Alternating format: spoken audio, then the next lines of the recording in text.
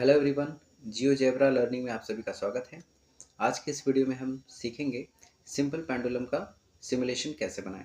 सबसे पहले हम चलिए स्टार्ट करते हैं। सबसे पहले सिलेक्ट करते हैं हम, आप कर्सर पर देख सकते हैं हमने सिलेक्ट किया सबसे पहले सेगमेंट टूल। यहाँ से हम एक लाइन सेगमेंट बनाएंगे। लाइन सेगमेंट डिज़ाइन कर लिया है हमने।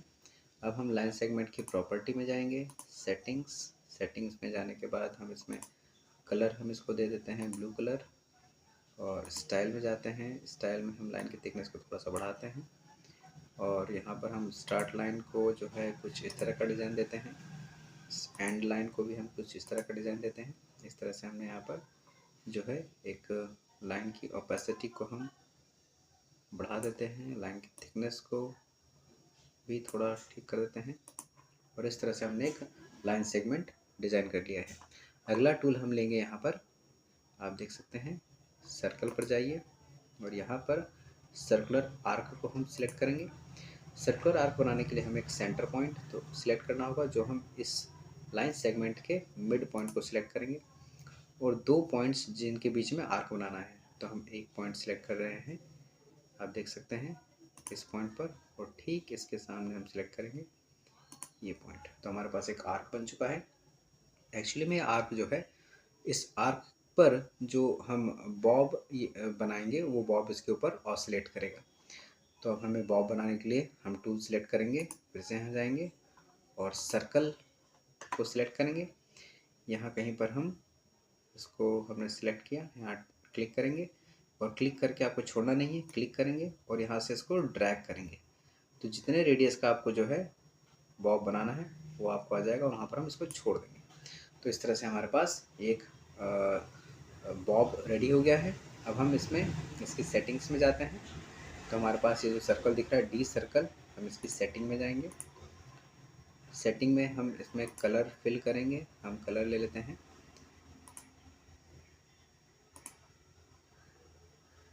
कोई सा हमने कलर सेलेक्ट किया। हम इसकी ओपेसिटी को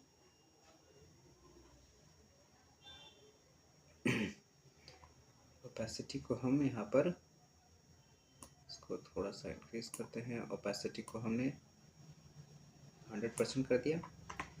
अब इस ओपेसिटी को बढ़ाने के बाद अब हमें चाहिए यहाँ से इसको ज्वाइन करने के लिए एक थ्रेड बनाना है। तो थ्रेड के लिए हम सिलेक्ट करेंगे फिर से लाइन सेगमेंट, इस पॉइंट से क्लिक करेंगे और यहाँ तक हम लाइन सेगमेंट बनाएंगे। ये बन गया हमारा थ्रेड।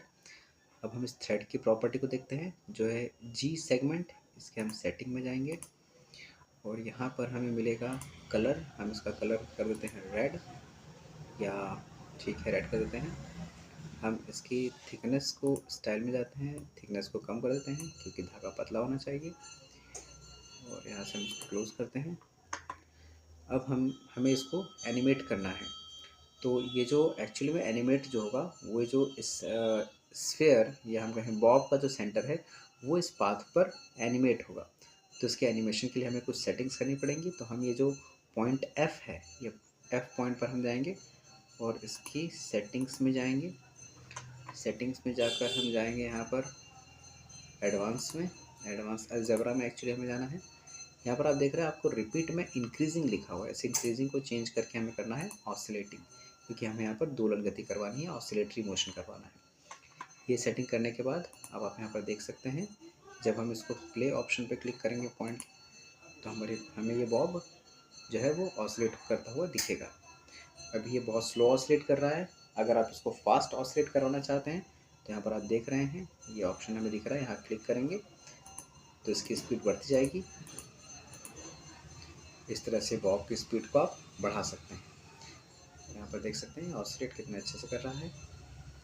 तो ये रहा हमारा सिंपल पेंडुलम का एक छोटा सा सिमुलेशन। अब हम चाहते हैं इसमें कुछ और इंटरेक्टिव बनाना। ये जो ऑसिलेशन कर रहा है इसमें हम एंगल को भी शो अगर करना चाहते हैं, तो सबसे पहले हम इसको स्टॉप करते हैं। इस पोजीशन में हमने इसको स्टॉप किया, और अब हम सिलेक्ट करते हैं यहाँ पर एंगल टूल को। एंगल टूल को सिलेक्ट किया और हमें 3 पॉइंट सिलेक्ट करने, तो हम सिलेक्ट करेंगे इस स्फीयर का सेंटर, फिर पॉइंट सी, और फिर यहाँ पर कोई पॉइंट हम सिलेक्ट करेंगे। यहाँ से आपको हम ओरिजिन सिलेक्ट कर लेते हैं। हमें अब तीसरा पॉइंट एक्चुअली में पहले बनाना होगा, तो सबसे पहले हम इसको डी सिलेक्ट करते हैं, पॉइंट हम लेते हैं और यहाँ हम कोई पॉइंट डिज़ाइन कर देते हैं या हम पॉइंट सिलेक्ट कर लेते हैं।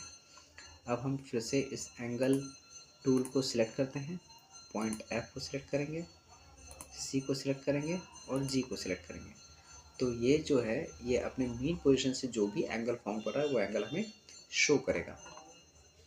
हम इस एंगल की प्रॉपर्टी में जाएंगे, सेटिंग्स, यहाँ पर हम देखेंगे एंगल को 0 से 360 की जगह 0 to 180 हम करेंगे और इसमें हम स्टाइल में जाएंगे, एंगल के साइज़ को हम बढ़ाएंगे ताकि हमें ये एंगल क्लियर दिखे।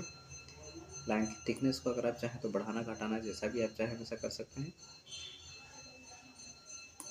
लाइन ओपेसिटी को आप कम ज़्यादा कर सकते हैं यहाँ से और इस तरह से हमने यहाँ पर एंगल को बना लिया है।